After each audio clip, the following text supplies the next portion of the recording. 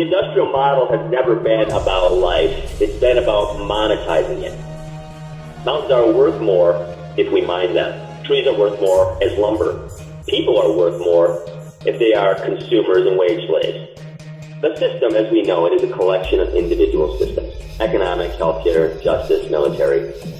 Also, enormous institutions like the Federal Reserve, the CDC, FDA, and government, federal, state, local, and of course corporations, Facebook, Google, the Amazons of the world. Together, they make up what we refer to as the system.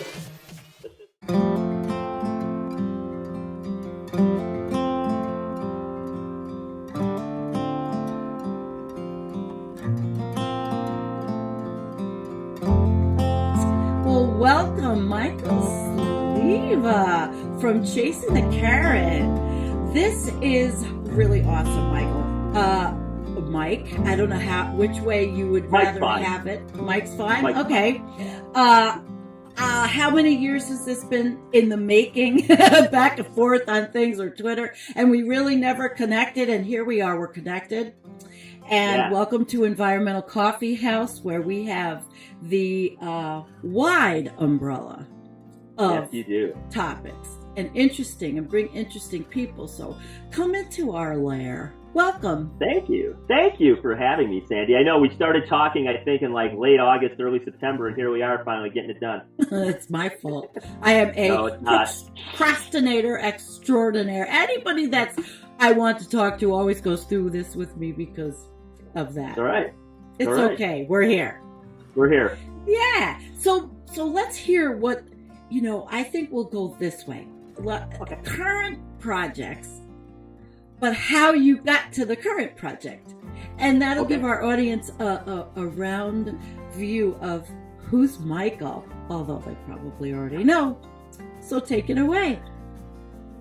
Okay, so of late, during 2020, the COVID year, we'll call it, I basically decided to make some videos about the things I've written and talked about for years, and anything that's generally 3 minutes or less. And so a buddy of mine, Rod Washington, and I got together, and I do the talking, and he does all the editing and places all the images behind he's good.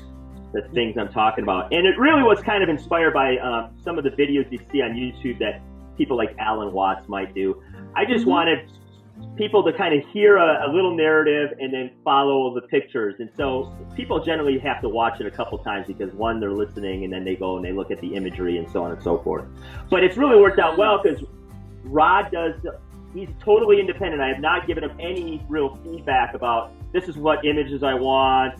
He knows me really well, and I totally trust him. And the videos have been, people have responded to them in a positive way. So that's one thing I've been doing. The other is I've gotten back into the podcast world after I was on Nature Bats Last until from 2014 to mid 2017. And then this September, I got together with a few guys, Patrick Farnsworth from Last Born in the Wilderness, a good friend of mine, also Jeff Cole, and then one of my all-time favorites, Forrest Palmer, who I've interviewed multiple times. And so we just shoot the shit like we're going to do now. And sometimes we get stoned while we're doing it or drunk and record it. Yeah, there you go. I've listened. Yeah. I've enjoyed it. That's called the Attack and Dethrone Godcast. And, it doesn't really have anything to do necessarily with all what we're talking about, but in some ways it probably does. It's really just tearing down the status quo in a way that we can stay sane. So I agree wholeheartedly. Yes, tearing it down. We look at it.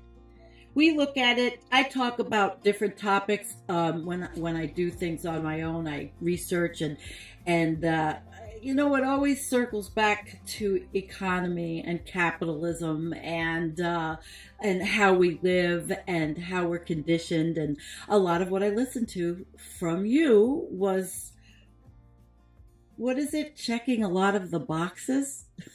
So I want my listeners and followers to check you out. It's meaningful and you resonate. And I want to read the book. I'm sorry, I've never read your book, and I'm gonna put the link in. I don't know. Thank you. Well, yeah, I think you talk your book. I do. My book is basically just therapeutic for me, and if people want to read it, great. If there's really only, you can only buy the digital version because the publisher actually went bankrupt, and so once all the paperbacks sold, they were gone, and so digitally you can buy it for $3.99, and it's called Chasing a Different Carrot. Yeah. Manifesto for the Predicament of Privilege. So it's a long title. I have a picture up on this, so it's cool. It's like, yep, there you go. The graphic is Chasing a Different Carrot, and you know what? It's very, I feel like that a lot of people do still, but what you say resonates. So let's hear a little bit about your philosophies in life. Sure. I mean, for me, I wasn't a very political person really until I became a school teacher in my early 30s. I became a high school teacher. Prior to that, I was just in sales of different sorts throughout, the last 7 or 8 years after I got out of college. And so I really gained my education from being on the other side of the desk. I was basically responsible for the content now. And once I became responsible for delivering the content, I took my education much more serious than when I was a student trying to just take it in and regurgitate it. So I became radicalized really through the public education system because I just couldn't deliver the content that I was supposed to deliver through basic textbooks and so on and so forth. When you were teaching, was it the teach to the test time? Was it the Bush time? Okay, yeah. So because I was having this conversation with someone, and as you are a teacher, then you saw maybe did you see a deterioration in our education system? And I mean, it seems to me there's such a correlation in what we're seeing on the streets, and I'm saying on the right with poor or not a good educational system, even though there's been a lot of money poured into it. And I don't think it's necessarily a Democrat-Republican thing. I think it's a cultural thing. Yeah. Yeah, it seems, I mean, that's where I came to my crossroads, so to speak, because we all go through this system. That's what we have in common, whether we're on the right or the left. It's a rite of passage, so to speak. And I was a gatekeeper to the life I was actually trying to get out of, which is wage slavery and debt. So I was like, once I came to that realization, it was really hard for me to show up to work because I was like, I'm really trying to get these kids to go and pursue things I'm desperately trying to get out of. And after a dozen years, I was like, there's got to be something else. And so, the story goes, my wife and I was sitting at my desk during my third and fourth period, and I had a prep period in there. So I just started Googling things about how to get out of my job, which I always would do. And I came across the idea of woofing, and working on people's properties for room and board. And that changed the game for me. I'm like, you can go somewhere, live with somebody that's doing what I want to learn how to do. And help them. And they feed you and teach you and house you. I'm ready to do that. Have somebody do that with us. It's an amazing program, and there's a lot of different avenues in it. So that's what we did. And exciting. Long story. Yeah, I mean, what I learned the most was what not to do. I learned when I went and worked with people and saw that they had, in most cases, lived in a very rural area and then bitten off way more than they could chew. In other words, they took their urban lifestyle, made it rural, and then it just became more inconvenient because nothing was nearby. So the first thing my wife and I figured out is like, shit, I don't think I want to own a property because or anything that's giant because I have to bring people in all the time to kind of keep it going. Oh, you're killing me. That's kind of what we did, but I think we're a little more self-sufficient because we don't have the money to bring anybody in. Well, that's the thing, and it's tough. I watched the people that I was working for and the struggles they had, and don't get me wrong. I mean, I learned a lot of tangible skills, but my ideology changed from private ownership to communal living during that 4 years of working on other properties, because I was like, there is no way I am going to be tied to a place that I can't leave because the chickens will die, the goats will die, and all that stuff. So I'm like, how can I do all those things and still be able to leave, travel, do what I want to do. And communal living fell in my lap, and I was like, that's it. That's great. So, yeah. I watched your interviews with several people, and I will maybe put some links up in this because I think it's a good idea. You have talked at length about living in that lifestyle, and it's interesting to me because I made a couple of videos showing properties around here that were for sale, Amish properties, former Amish properties with everything on it. That would be a wonderful intentional community for folks that have that like-minded. And I thought of you when I made the video. I don't even know if I mentioned you, but I knew it because in my mind from seeing you. So tell us about this lifestyle and how it works interacting with people, what you live like. And I mean, we all know that that's not a means to an end for the big planetary problems, but it's a good feeling, I would imagine. Yeah, it is. I mean, let's be honest. You know, if a large part of your audience has probably actually had to live with people and had roommates, so it's not an easy thing to live with folks. It's this idea of living by yourself on the land and then doing it all yourself is a lot of work. But living in community is a different type of work. It's more psychological in some aspects because you have to deal with different personalities. So that is the challenge. I live on a property that's about 18 acres and about a dozen of us on it. We all have our own private residence. We all have our own income, but we have communal spaces. Like there's a communal kitchen that we host potluck every Sunday. We have a communal garden. That doesn't mean we don't have our own kitchens and we don't have our own gardens. We do. But there are communal spaces where we congregate and interact with each other. Mm-hmm. And I think what's unique about the specific community I live in is there's not a lot of shoulding going on. Like, this is the way it should be. In other words, they didn't set up all these principles that they had to try and live by and then fit themselves into that box. What happened here is it happened really organically. We live next to the Gila National Forest, and people that would camp and live in the area would camp here on this land. And the woman that owned it at the time was building a house, so people would come and help her build the house. And then they just started camping and becoming more permanent. And she eventually said, I'm going to try and make this into an intentional community. And they held her to her word, and she eventually turned it into a trust. Wow, so a trust? Yeah. Yeah, it's a land trust. It's like a nonprofit, so to speak. Right. That's excellent. Well, take that, and where I live, it's a small rural community. Mm-hmm. And if I need, I like to get eggs from Sonia down the road, and she has the goats. I don't. I have limitations and disabilities, but living where I live, it is a small community. So I have a sense of community. Yes, it's all right-wing Trumpian here. The rural, this is rural America. But when you take any of the politics out of it, which never used to be an issue. They never used to be an issue, and we knew that. Right. Oh, yeah. And now I think our community did a good job, even though there were the flags all over, at not bringing it locally. Because I have I have a little room in a store where I sell my shit to get rid of it, and I go there once a month to sit and babysit the store, and it's a very nice sense of community and. We've built that here, but it's not intentional. It's just a small town. Yeah. And that's fine. Do that too.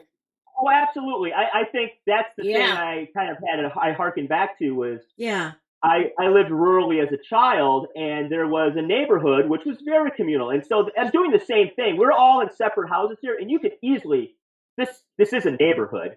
It just doesn't have a cul-de-sac. It doesn't have paved roads, but we all live in our spaces. I can see my neighbors, and I can hear their voices, and not everybody has to grow tomatoes. We can do, like you said, somebody can do goats, somebody can do chicken, somebody can do tomatoes, somebody can do cabbage, whatever it happens to be. That's really the idea, is you don't have to do it all yourself. And I'm in it's all Amish here. So all summer, and we have farmers markets, and it's just, I love it here. And it's not that hard. Well, it's not that hard, but limitations. People, but I'm a very not. I'm not an optimist. I don't look Yeah. at myself as an optimist if we overall. But I say, okay, I can get done as much as I can. And then I Yeah. have that community around me. So but I do do you live in a yurt still? Yeah. So I live in a yurt. Yeah. All the other houses are completely different from one another. So there's everything. I'm sitting in a house that's basically made from straw bale construction. In other words, the walls are filled with straw bales. There's another house here that is adobe. There's another house here that is cob, which is just not adobe bricks, just you form it yourself. Another one is built out of tires and rocks and tin. You name it. There's school buses here that have been modified into houses. So it's all different aspects. It's sort of like the Shire in Lord of the Rings, but like the Shire meets like Hooverville. Yeah. Okay. All right, I got it. Well, you and your wife have to have a fabulous relationship. It sounds like it, but to live, together in the small Yeah, surroundings. space. Yeah, and not everybody has that to be able to do that. So I commend you there. Yeah. Well, what we wonderful. found out real quick is we sort of took for granted that when I came to my wife Karen and said, we should try this whooping thing where we go out and talk and work on people's places for a room and board. And she was totally on board. And I just took it for granted that that was what happened with most folks. And I'm coming to find out that there's a lot of people I meet in my life that go, I wish I could do what you're doing, but my partner or my spouse is not on board. And so we were unbelievably fortunate and lucky to be on the same page. And, there were people worried about, specifically my mother, like, okay, now you two are going to be spending all time together in a small space. How's that going to work out? And it's actually, I think it's improved our marriage overall. So. Wow. That's pretty good. You guys, you're committed, and that's a great thing for others to see, because this world, our country particularly, I don't have reference. I mean, I don't live in another country, but people don't stay together. They get married for the wrong reasons. It happens for, I think, the outside pressures that you've described about when you make the decision to say, I've had enough. Yeah. Could you elaborate a little bit on how people can actually let go? Sure. I did a short video series with Dean Walker. I don't know if you're familiar with Dean Spillane Walker. Oh, I've met him. I went to their seminar in 2017. Yeah. It's great. Yeah, so Dean contacted me a couple years ago and wanted to do a video series about that question, so to speak. And so I put together a 3-part series, and it's one of those things, Sandy. When I hear myself talk about these things, I know on some level, I know on a very good level, that there's maybe, I think I had that video series out. It's been out a few years now. I've had maybe 2 people contact me specifically about it, because the things that I'm suggesting people consider goes in the face of everything that they know and have been taught and used to survive. And so, in other words, it's really hard for people to implode the very thing that they think is keeping them alive. And that is, living a life that is considered, you need a job, you need credit cards, you need credit, you need large ticket items so you can boost your credit. You need houses, cars, cell phones, and those things all basically keep you in the game. And when it comes down to it, when the rubber meets the road, so to speak, folks have a hard time letting go of some of those things. And then they see the way I'm living and they're like, God, I don't know if I can live in a glorified tent. I don't know if I could go outside to get my running water. I don't know if I could have a wood burning stove. And then when it goes out at 3 a.m, it's 28 degrees when you wake up. All those things are true. But at the end of the day, I wake up every single day and I get to do exactly what I want to do, because what I ultimately did was prioritize my time over money. Time always came first in my life. I just didn't know how to actually make it in reality. So once I discovered how to gain a skill set, intentional living, and those things, it was easier to let go. Although I didn't let go really until I moved here on this property, because I still had that idea of I need to have X amount of dollars in the bank or something bad's going to happen. Yeah, and no shit. So what happened was when we left our teaching jobs, we pulled all our savings out. We pulled our retirement out, and we had this sort of unconscious race where we're going to figure out how to live a particular way before we ran out of money. And we did, barely. And so I woke up one day and my wife said to me, "We have $80 left." And I said, Wow. "Total?" And she's like, "Yeah." Total? And she goes, Total? she's like, "Probably got to get a job." And so we had a community meeting that morning, and for, no related reason, and Karen said, "I'm looking for work." And somebody said, "Oh, Dave down the road needs work." And then that kind of just started the ball rolling, where we were picking up odd jobs, house sitting, doing chores for people who are either elderly or have a disability. Or my wife does some personal training. She was a health teacher. So we just kind of patchworked an income together. And that we've been doing that for about 3 years now. Oh, and we awesome. never really have more than $1,000 of cash total. There's like no savings. Right. And I live a life that has, obviously, I have a computer. I have a cell phone that works when I go to a town. We have 2 cars. I order stuff off Amazon. I go to stores. It's not like I'm living in a tree house and eating, weed. I smoke a lot of weed, but I don't Woohoo! Who doesn't? So, I mean, it's like, I don't know anybody that doesn't. Well, I do know people that don't, but generally, it's like, even medicinal, which I had, but that's too expensive. Yeah. But that's kind of how I just came to the point where it literally, I had to, for me, my wife let go as soon as we left our jobs. For me, it took about 5 years. Wow. But for me, I actually had to go broke. Yeah. That's what it took for me to let go. She trusted you. I lost my screen. She trusted you completely. I think she trusted herself to probably carry my ass along long enough till I figured it out. Wow. That's cool. Well, I mean, I think you asked the question of like, what specific steps can people do to start letting go? And I think it's all self-inquiry. It's all really delving into, what do I really need versus what do I really want?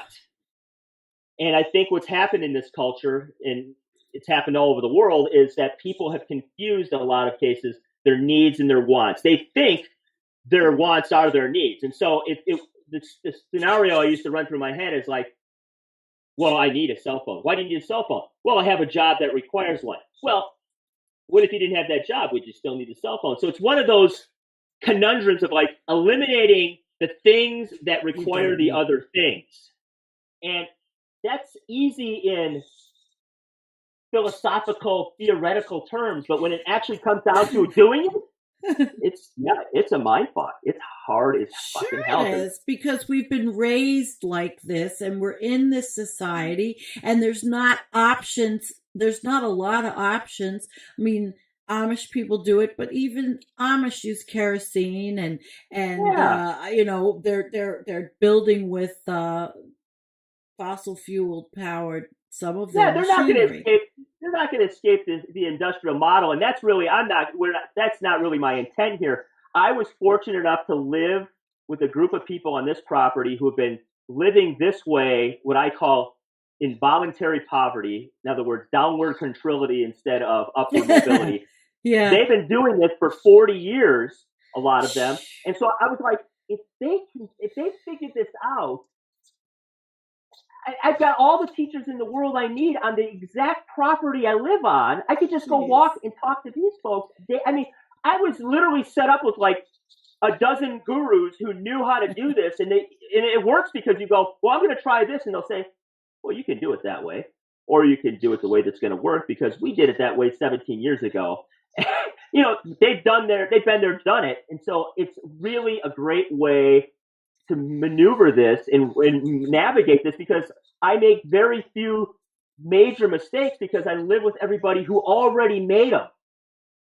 And they're living the life that I ultimately want to live, which is letting go of a lot of the expectations of what other people have about you. And I think that's the larger part. Is we live a life through the expectations of others. Yeah, well, I think I don't care anymore. That's what I've come to this where if you have no expectations, you don't get disappointed. So exactly. I rarely let myself. I am as I say, reinventing myself every decade, I suppose. Yeah. But I love the principle. Now, I want to ask you a question about. There's communities and there's urban communities. And example, I have one spawn. Her name is Dawn. And my offspring lives in the middle of Buffalo.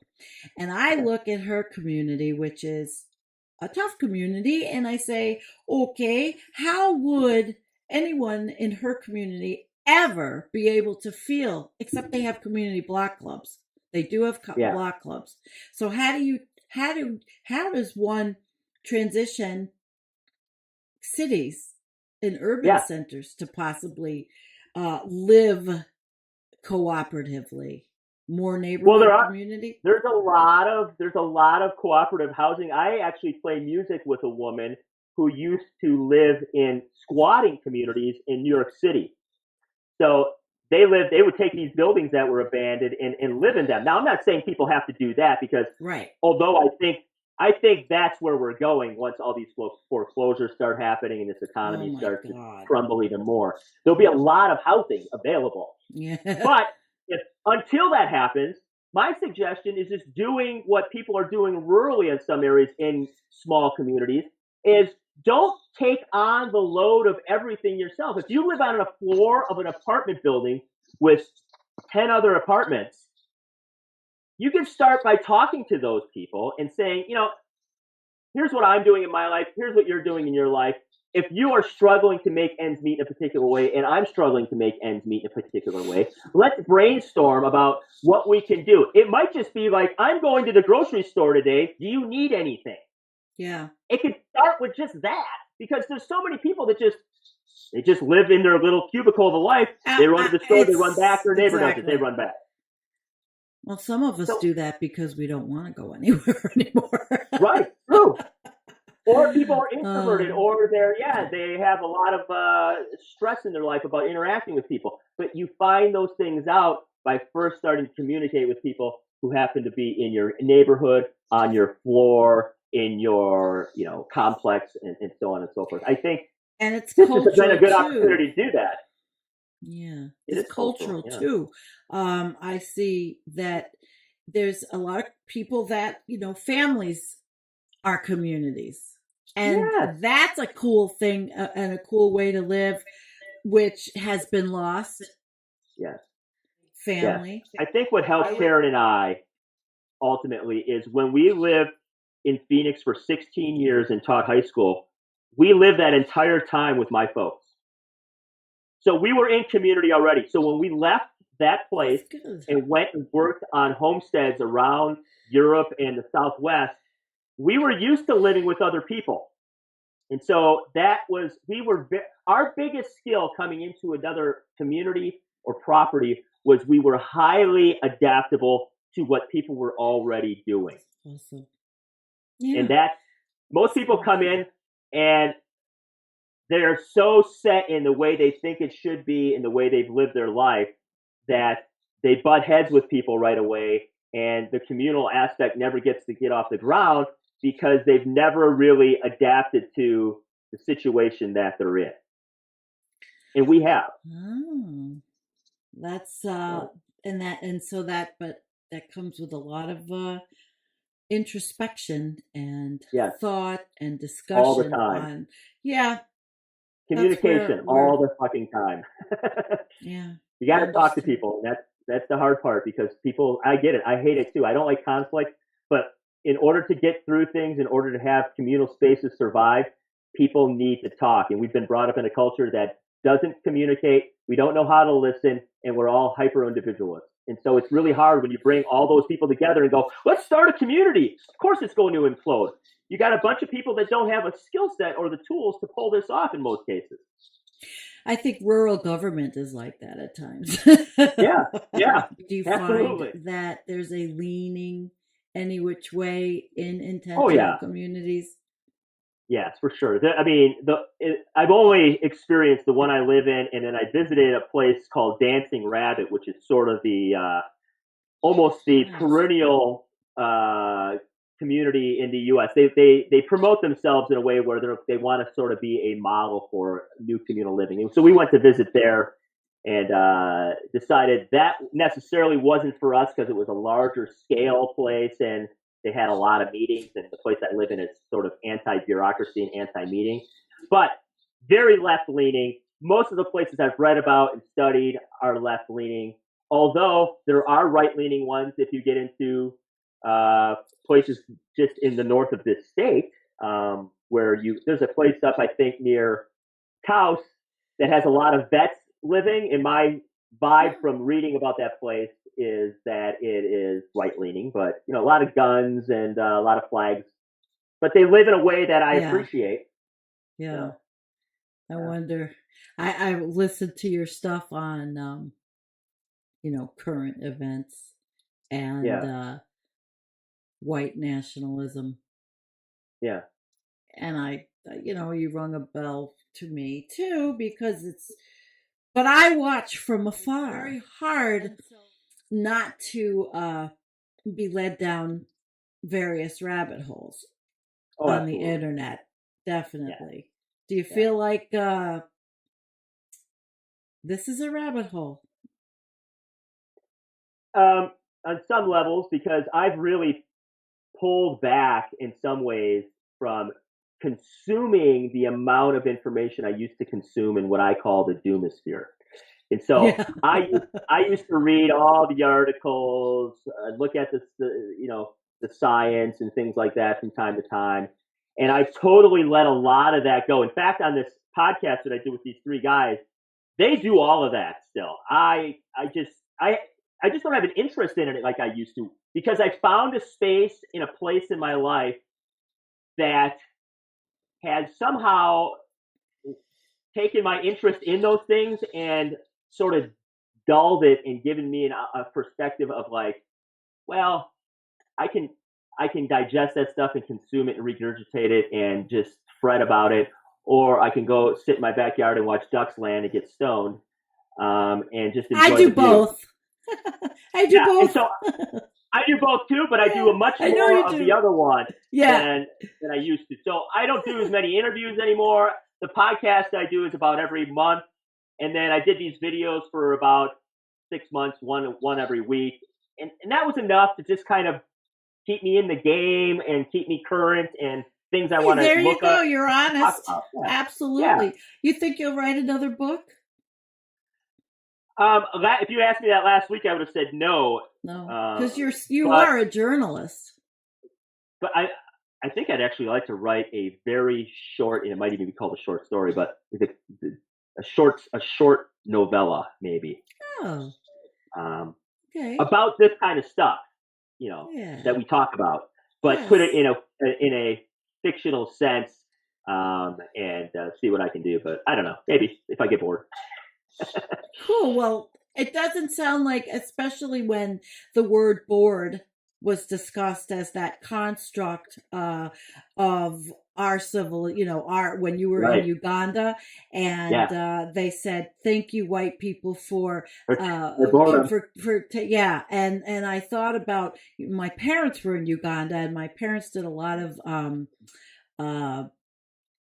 philanthropic type of work, and they went to Uganda and they were treated very well. So my mother never said anything like that, and you had a little bit of a different experience, but that stuck with me, that word bored. never bored. Boredom. That was an interesting clip. Why don't you just give us a little bit about that experience? Because Sure. I enjoyed listening to that.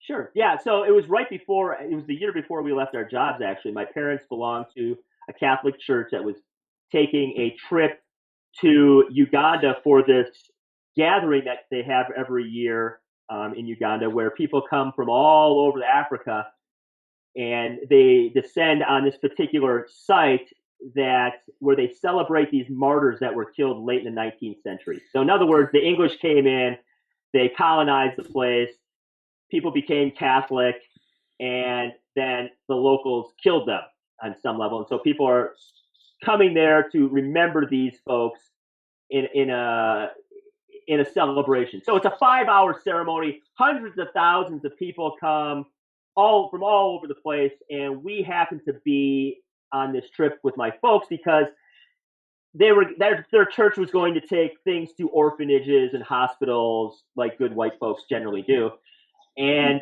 they had 2 spots left on the trip. And my wife and I are, I'm a recovering Catholic, and my wife's not religious in any sense. We're both sort of spiritual, I guess. But we decided, we're going to go to Africa.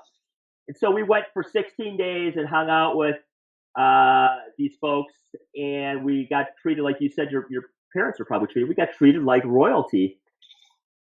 And ultimately, it just reinforced the decision that we had made a couple months earlier that we were going to leave our job. And the reason it reinforced it was it just blatantly showed me the white privilege and I guess entitlement that a lot of us have, including myself. I said, I want to go to Africa so I can jump on this trip, and I travel all around. It just reinforced what I already started to unravel in my life about my own whiteness. And I thought, well, I need to unravel some other things too, like my dependency on just yammering on about things and not actually doing any things with my hands when I'm capable of learning some other things instead of just theoretically talking about them. So it was a great way to really kick us out the door and get us on the road. Otherwise, if things like that didn't happen, what you do is you go, we'll do this in 3 years when we get our finances straightened out and we have a better opportunity to go out there, and then life takes over and you never do it. So my biggest advice in all this conversation is we're having, if people are thinking about making a change, like you reinvent yourself, you know this better than anybody. You have to jump through that small window of opportunity, because then you're just going to talk yourself out of it, or the world's going to talk you out of it. The Uganda trip was really one of those opportunities where you saw your window of opportunity that was ahead of us, and that happened in June of 2010, and we were leaving our jobs in June of 2011. And so we had 1 year to really kind of figure it out, and that trip really was one of the things that helped motivate us. So great. Well, yeah. I'm impressed. I mean, it's like you're an educator, you're a teacher, you're an advisor. It's cool, Mike. I feel you. So, is there anywhere you want to go to wrap us up on a discussion? Do you want to go? Because I see this as just a first. I've enjoyed it. I'd like to have you on. Jennifer Hines, right? When you mentioned way early in the conversation when we were talking about how we were going to do this, and I knew that Jennifer was a partner of yours doing the show like once a week. Is that correct? Yes. Yeah. And I have actually, because all the times I've ever been interviewed on Extinction Radio, which is probably about a half dozen times, I've only been interviewed by the guys. And you're one of the few women that actually interviewed me too. Yeah. You're one of the few women to interview me, and it's just, and so I would like to come on sometime when Jennifer's on with you. Yes. Because I've never had a discussion with her. Okay. Well, and we've been in the same circle forever, and I've never interacted with her really. Then the next show with you, we'll record you and Jennifer. It'll be great. Mike hangs out with the Doomer chicks. Because I noticed that your stuff was a lot of the man's room, I did. Oh, yeah. the guy's perspective. But that's okay. We are building more of a, we've got males, females. I'm a equal opportunity former affirmative action officer. Anyway, I was HR. There you go. And so, yeah, we're building that. We're I don't know what we're building really, but so Michael Sliwa, forgive me. Tell us, where do you intend to go after we get off here? And what do you want to say? Like, you're going to leave, you're going to go, and what's your evening going to be like before we sign off? Just a little bit of personal. Okay, so I have a couple options. I can either, I'm a runner, so usually most mornings I get up and run, but I didn't this morning because I wanted to prepare for this a little bit and take my time and eat some breakfast. So I could go running after this. Otherwise, next door, there's a woman who holds a meditation at 3 o'clock for 45 minutes. And so we sit out her patio and we just do a silent meditation, ring the bell, sit there 45 minutes, ring it and come back. Otherwise, I might just go take a hit off the ball. There you go. And play my bass guitar. So life is, you've managed to get off that merry-go-round of stress, and that's it. See, I guess it's a skill set. I think there's a lot of luck too, though. I really do. To end up where I ended up took a lot of just sort of, getting my feet out the door, our feet out the door was the biggest thing we did. After that, we just made decisions based on what we didn't want to do. And it's kind of just fell here. So. All right. Awesome. Yeah. And that financially it worked out. And, I like the good fortune of others, even, and I don't like to hear about bad fortune of others, but I know that the world is not made up of us. We are the minority. And I know that I am extremely privileged to be where I am, even though on the scale of things in our country, others would not feel that way about, my life, your life.